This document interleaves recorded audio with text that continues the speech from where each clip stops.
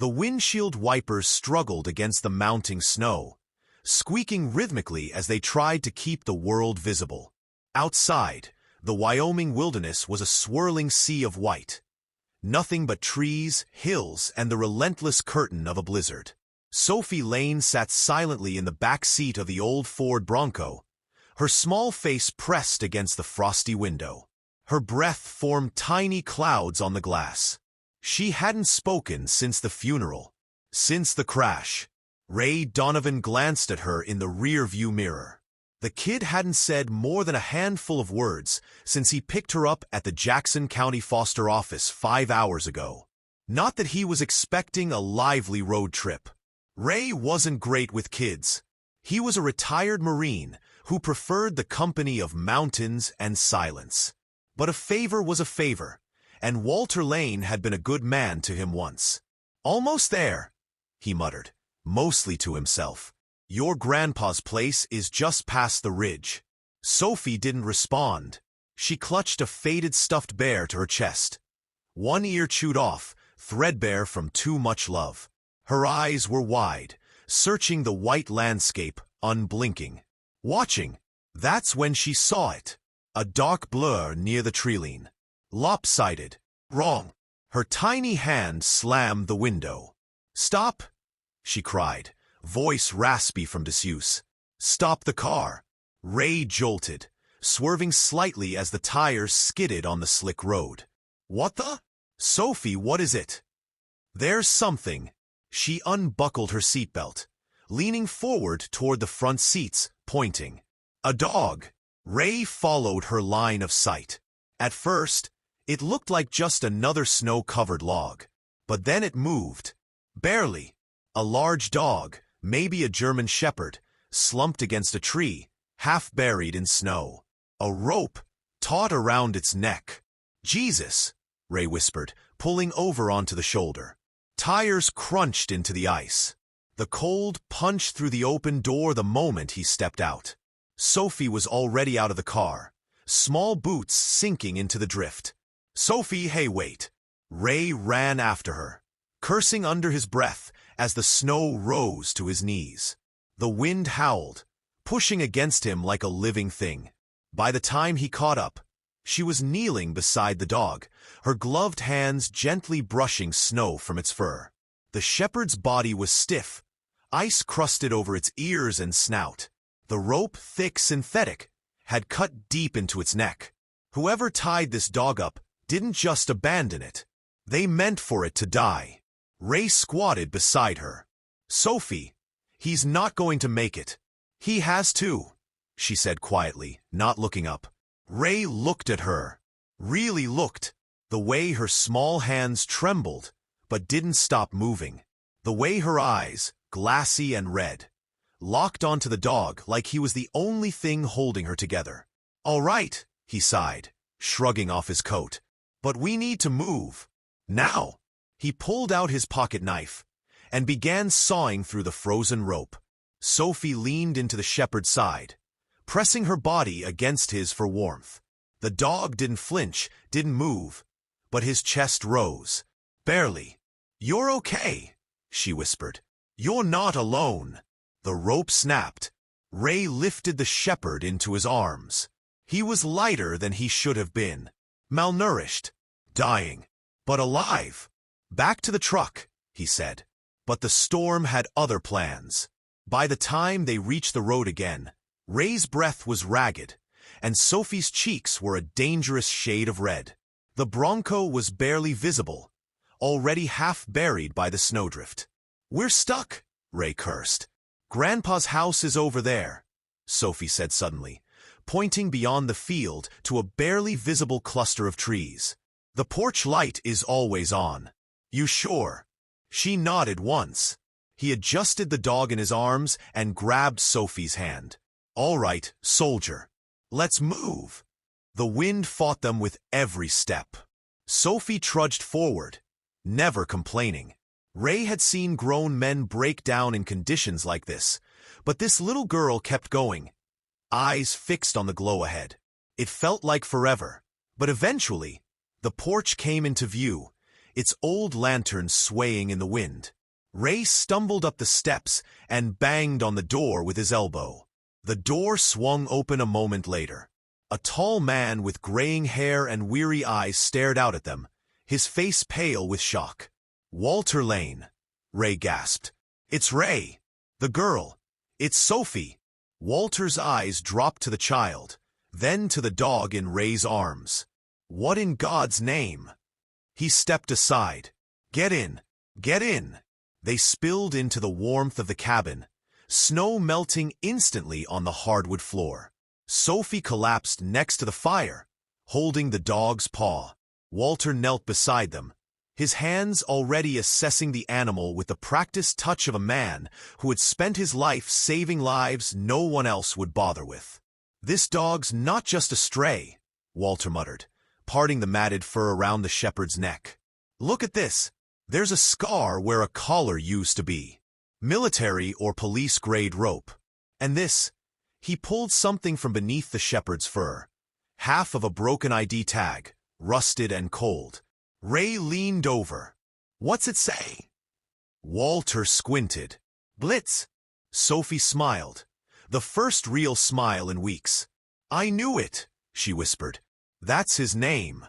Ray and Walter exchanged a look, part disbelief, part something else. Outside, the storm raged on. Inside, a girl who hadn't spoken in days knelt beside a half-dead dog and whispered his name like a prayer. And Blitz, against every odd, lifted his head and placed it in her lap. The fire crackled steadily in the hearth as Walter Lane leaned back from his workbench, his gloved hand stained with dried blood and iodine. Blitz, if that really was his name, lay curled on a thick blanket in the corner of the clinic room, head resting on his front paws, eyes following Sophie wherever she moved. He hadn't made a sound since arriving. Neither had Sophie. Until now. "He's not gone," she said softly. Walter turned sharply from the counter. His eyes landed on his granddaughter sitting cross-legged beside the German shepherd, her hand gently stroking the dog's bandaged shoulder. Her voice was a whisper, but it pierced through the quiet like a shot. "He came back for a reason," she added, firmer this time. Walter's heart clenched. It was the first thing she'd said since her mother's funeral, and it wasn't just words. It was a declaration, a belief. Something deep in that little girl had latched onto Blitz like a lifeline, and watching the way the dog leaned into her touch, Walter realized it wasn't one-sided. Ray, standing by the door nursing a mug of black coffee, whistled low. "Well, Doc, I'd say we got ourselves one hell of a mystery." Walter nodded slowly. "You're damn right we do." A few hours later, after Sophie had dozed off beside Blitz in the living room, Walter carefully lifted the tag they'd found tangled in the dog's matted fur. It was a battered, half-broken K9 unit tag, barely legible beneath the grime and scratches. But the letters were still there. K9-1437. Deputy C. Maddox. Walter's hand froze. He knew that name. Deputy Carl Maddox had been one of the few honest men left in Clearwater Ridge law enforcement. Quiet, sharp, always had time for strays, both human and animal. Maddox had died in a car crash 6 months ago. High-speed collision off Highway 12. No foul play suspected. No survivors. Except, there wasn't a funeral for the dog. Walter's stomach turned. "Ray," he called. The ex-soldier walked in, boots thudding on the floor. "Yeah." Walter handed him the tag. Ray studied it, his brow furrowing. "Hell," he muttered. "That can't be right. Maddox died in that crash. I remember the report." He looked up. But if this is his dog, then either the report was wrong, or someone didn't want Blitz found, Walter said grimly. By mid-morning, Dr. Olivia Chen arrived, her parka dusted with snow, cheeks flushed from the cold. She hadn't seen Walter in years. Not since he closed his clinic and disappeared from town after his daughter's death. But when he called her without explanation, she didn't hesitate. She stepped into the warmth of the house and froze. Her gaze landed on Blitz. Where did you find him?" she asked slowly. Ray recounted the discovery. The snowstorm, the tree, the rope, Sophie's insistence. Olivia knelt beside Blitz, brushing her fingers gently through his fur. "Holy hell," she whispered. "I treated this dog once. He came in with Maddox after a search and rescue job 2 winters ago. It's him." She examined the wounds, the old scars, the healing frostbite. "This isn't random. These ligature marks, they're from a tactical-grade zip tie. And these abrasions." She looked up at Walter, eyes dark. "Only law enforcement uses restraints like this." Walter nodded. "That's what I was afraid of." Olivia stood. "You have to know what this means, Walt. If Blitz was supposed to have died in that wreck, and now turns up barely alive, someone didn't just forget about him. Someone wanted him gone." Ray leaned against the counter, jaw tight. "You think this ties back to Maddox's death?" Olivia hesitated. "It might. That crash always felt too convenient. Maddox was asking questions about something. Then boom, dead. No investigation." Walter crossed his arms. "Questions about what?" She glanced down the hallway where Sophie and Blitz were curled up together, then back at the 2 men. "I don't know exactly, but I know who to ask." That night, as the snow fell softly again, Sophie sat upright beside Blitz, tracing the edge of his ear with her small fingers. He was more alert now, still weak, but his eyes flicked toward the sound of passing trucks, and he growled softly when a far-off siren echoed through the canyon. His instincts were coming back. Sophie leaned close to him and whispered, "I know you didn't leave him. You didn't leave Maddox."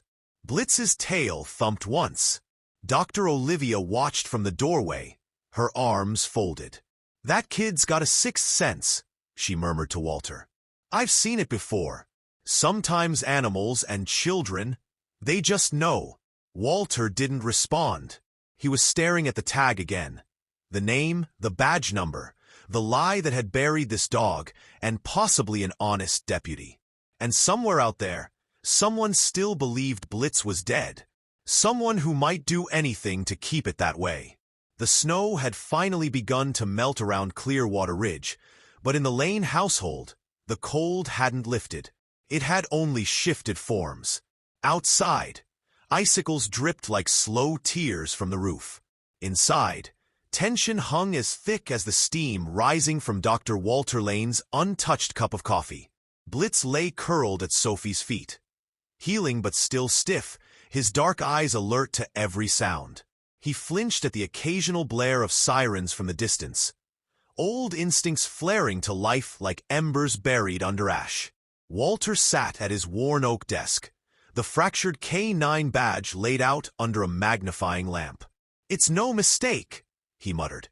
"This number sequence, it belonged to Carl Maddox's partner." He turned the tag over, voice barely above a whisper. But Blitz was listed as deceased. Ray, standing at the window, arms crossed, looked back. Then someone wanted him dead badly enough to fake it. Sophie's voice came gently, the most she'd spoken in days. "They were scared of what he knows." She didn't look up. She just stroked Blitz's fur, slow and steady. He saw something. They tried to make him disappear. Walter looked up, his jaw tight.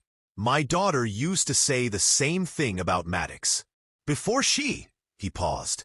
The rest stayed unspoken, but the silence was heavy with implication. That afternoon, Dr. Olivia Chun arrived.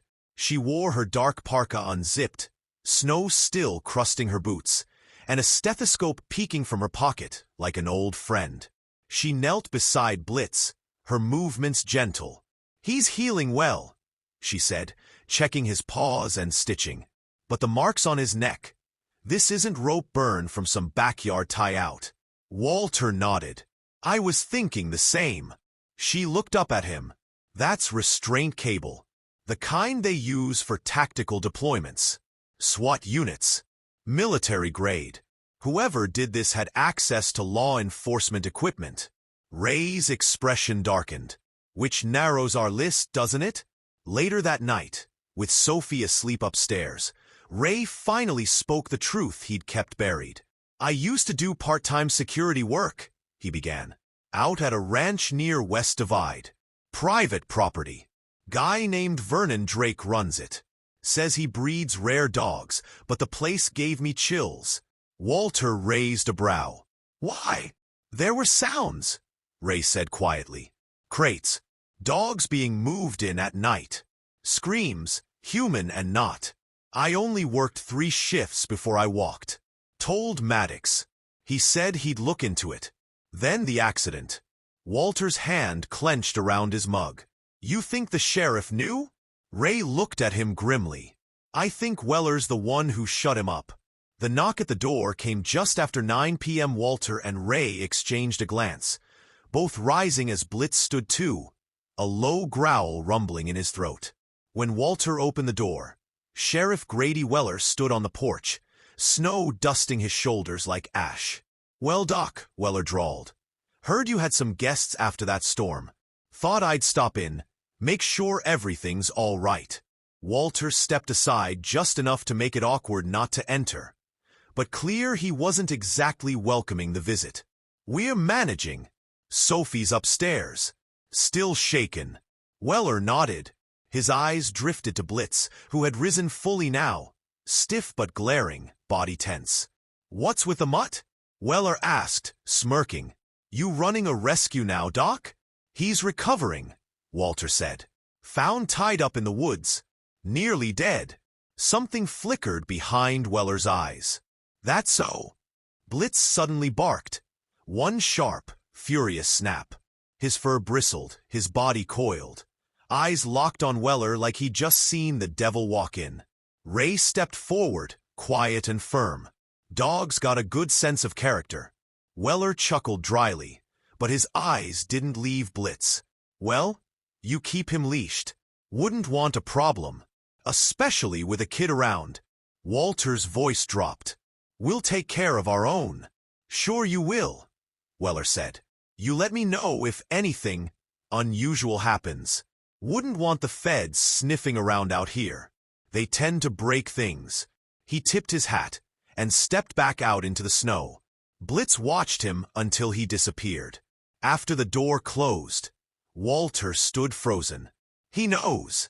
Ray nodded. "And he suspects we know too." Dr. Chun, who'd stayed silent, stepped forward. "We need to move fast." Walter looked at Blitz. "You were meant to disappear, weren't you, boy?" But someone didn't count on a 6-year-old seeing through a blizzard. From upstairs, Sophie's voice came soft and certain. He didn't run because he was waiting for someone to help him tell the truth. The cold came back with a vengeance by nightfall. A second storm front had rolled over Clearwater Ridge, brutal, biting, relentless. But the storm outside was nothing compared to what brewed inside the Lane house. Plans were forming. Secrets were unraveling. And Blitz, still limping but steady, paced like a soldier waiting for the signal to deploy. Walter closed his notebook and looked at the others in the dim light of the study. "We leave tonight." Ray leaned forward. "Are you sure?" "The cabin's still safe," Walter nodded. "My old hunting lodge off Echo Lake. Maddox and I used it years ago. Way off-grid. Eli Brooks is on his way. We meet him there." Sophie clutched Blitz's collar, eyes wide but fearless. "We're going with Blitz, right?" Walter didn't hesitate. "He won't go without you. And I'm not leaving you behind. Painkillers, sutures. But if Blitz takes another hit, I can't promise anything. He's still fragile." Ray checked his pistol, tucked it under his coat. "We don't plan to get in a firefight. But if Weller figures out where we're going, he won't come alone." Walter's eyes narrowed. "Then we make sure we get there first." They left under cover of snow and silence. Ray drove the old Suburban, its tires cutting a careful path through drifts of white. Walter sat up front with the map on his lap, squinting through the snow-blurred windshield. Sophie was in the back, bundled under blankets with Blitz curled beside her, head resting on her lap. "Will Mr. Brooks help us stop the sheriff?" she asked softly. Walter turned around and met her eyes. "He's FBI. He was Maddox's contact. If anyone can bring the truth to light, it's him." The journey was long and quiet, broken only by the occasional growl of wind or the low thump of Blitz's tail when Sophie whispered to him. At last, they reached the cabin. It was tucked into a fold of hills beside the frozen Echo Lake, its roof bowed under snow, a thin thread of smoke curling from its stone chimney. A black Jeep was parked out front.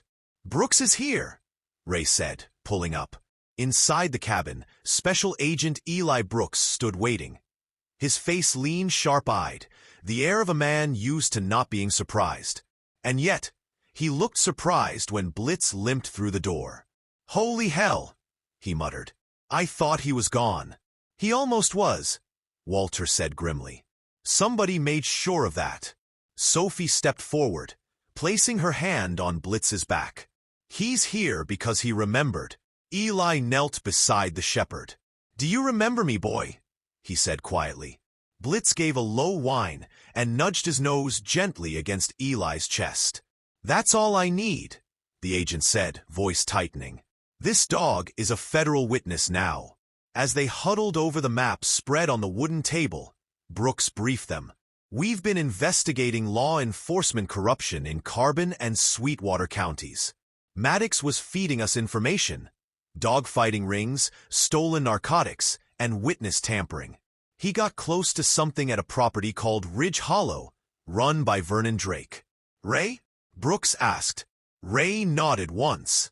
"Enough to hate it," Brooks continued. "The night Maddox died, he was headed there with Blitz. His dash cam was disabled, body cam wiped. We believe Sheriff Weller orchestrated the crash, and then had Blitz taken." Walter slammed a fist against the table. "So the bastard knew the dog might talk." Brooks looked at Sophie. "You found him." She nodded. "Well, you didn't just save a dog, sweetheart. You saved the last piece of evidence tying Weller to the murder of a federal informant." That's when headlights pierced the window. 3 sets. "Get away from the windows," Brooks barked. Walter grabbed Sophie, pulling her behind the fireplace wall. Blitz stood in front of her like a shield, growling low and deep. Ray checked the side door. "They're spreading out." Classic pincer move. Brooks drew his weapon. "They're not here to talk." A voice boomed from outside. "Dr. Lane, come out now. You're harboring a dangerous animal and interfering in an official investigation." "Weller," Ray cursed. "He traced us." Dr. Chen pulled Sophie close. "We can't let them get in." Walter's voice was calm but steel-hard. "We don't." The first shot shattered the front window. Brooks returned fire, aiming low to disable, not kill. Ray moved like a man in his element, eyes steady, backing toward the side door.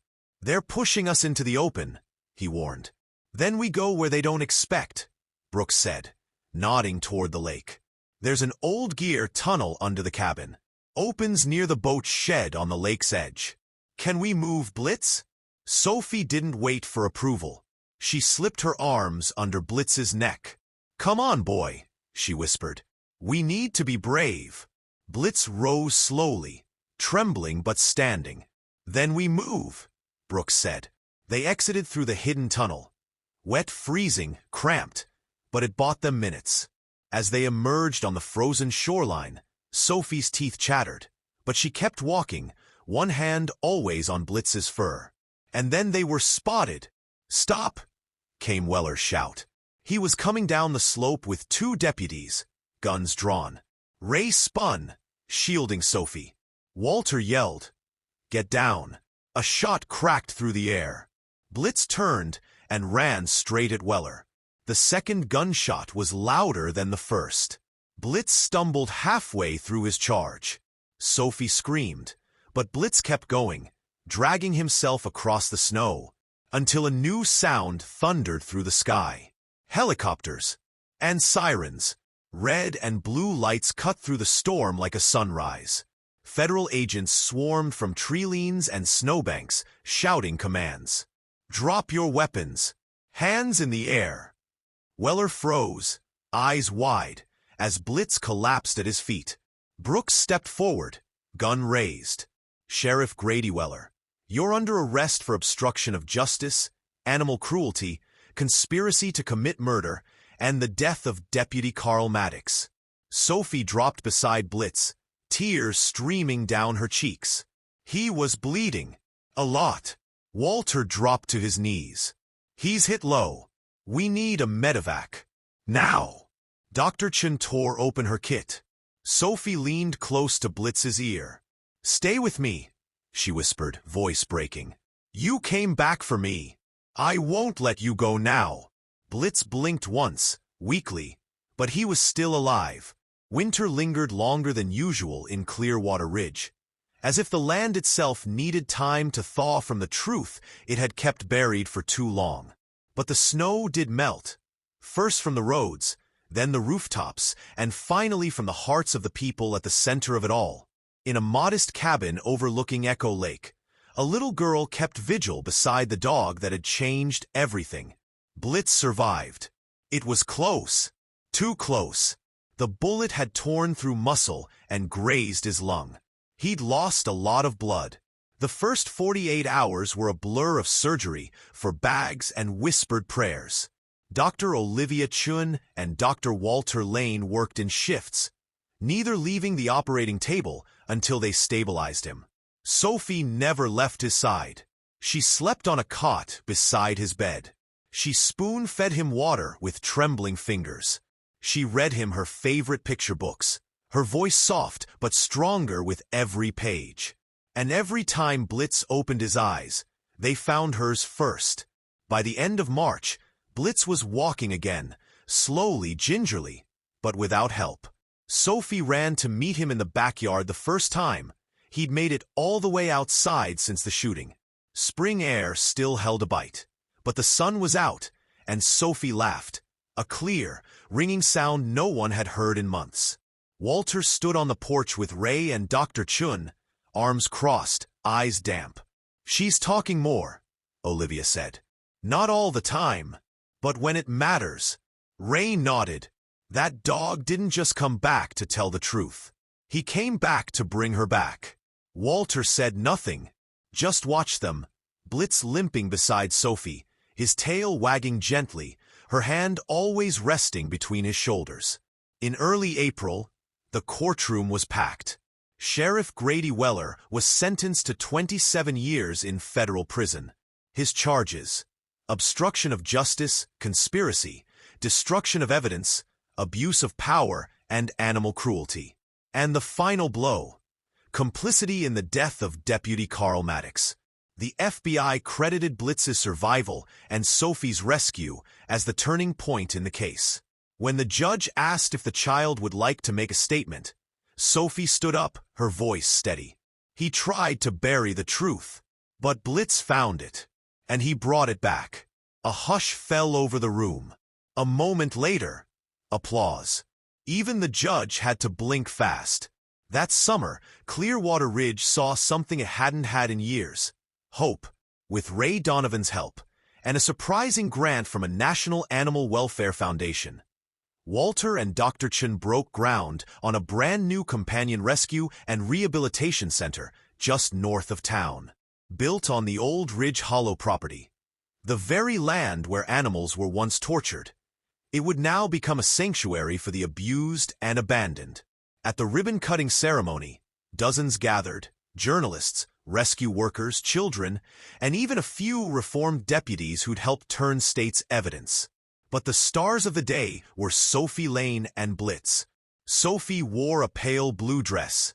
Blitz wore a custom vest with a silver K9 medallion, polished and gleaming under the sunlight. They approached the red ribbon together. "Are you ready?" Walter asked, handing Sophie the scissors. She looked at Blitz. "He's ready." Snip. Cheers erupted. Balloons floated. Blitz gave a low, proud bark. Clearwater Ridge had its heroes. Months passed. Life settled. Ray moved into a small cabin nearby. He taught basic obedience at the rescue center, and sometimes told stories to the kids about the dog who wouldn't die. Dr. Chun took over full-time veterinary care at the center, with Walter acting as mentor and occasional grouchy assistant. Walter, for the first time in years, stopped sleeping with his door locked. He built a wooden swing in the backyard for Sophie, and she used it laughing. Blitz always waited beneath it. On the 1-year anniversary of the rescue, they held a candlelight vigil by the lake, in honor of Deputy Maddox and in memory of the animals who didn't make it. Sophie stood in front of the crowd, holding Blitz's leash. She spoke clearly. Sometimes grown-ups look away, but animals don't. They see what we try to hide, and if we listen, maybe they can save us. Walter placed a hand on her shoulder. "We're listening now," he whispered. That night, as the stars blinked awake over Wyoming, Blitz lay curled at Sophie's feet near the fire. She leaned down, whispered into his ear. "We saved each other." Blitz looked up at her and wagged his tail. I hope you enjoyed today's story. Subscribe to the channel so you don't miss more stories like this. Leave a like and comment below what you thought of the story. See you in the next video.